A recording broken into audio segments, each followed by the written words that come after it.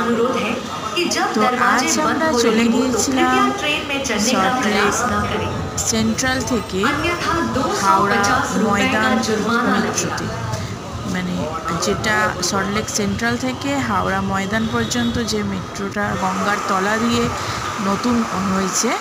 তো নতুন না, বেশ অনেক দিনই হয়েছে, কিন্তু আমরা নতুন মানে ফার্স্ট গেলাম আর কি। তো দেখলাম যে কম সময় লাগলো প্রচুর, কিন্তু আমরা ভেবেছিলাম গঙ্গার তলা দিয়ে বেশ একটা নতুনত্ব ফিলিংস হবে, কিন্তু ওটা বোঝা গেল না কিছুই।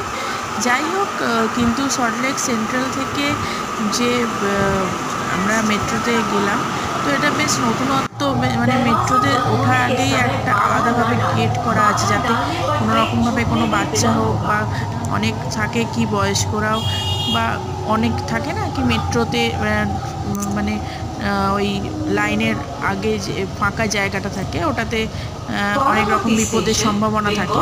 তো যেহেতু এটা একটা গেট আগেই ছিল, তো তারপর মেট্রোটা আসার পর দরজা খোলা যেরকম হয়ে থাকে, তো গেটটা থাকার জন্য এটাতে একটা সেফলি থাকে যাত্রীদের জন্য। তো বেশ ভালোই অভিজ্ঞতা হলো, আর কম সময়ে আমরা পৌঁছেও গেলাম, খুব ভালো লেগেছে। এটা আপনারা যারা যারা এখনো পর্যন্ত যাননি, তো আপনারা গিয়ে দেখতে পারেন, নিশ্চয়ই খুব ভালো লাগবে আশা করি। আর সময়টাও কম সময়ের মধ্যে আপনারা পৌঁছে যাবেন, যেটা মানে বাস রুটে গেলে যেটা অনেকটা টাইম লাগে বা দুবার ধরে হয়তো চেঞ্জ করতে হয়, সেটা এখানে আপনারা ডাইরেক্ট কলকাতা থেকে হাওড়া আপনারা চলে যাবেন খুব তাড়াতাড়ি।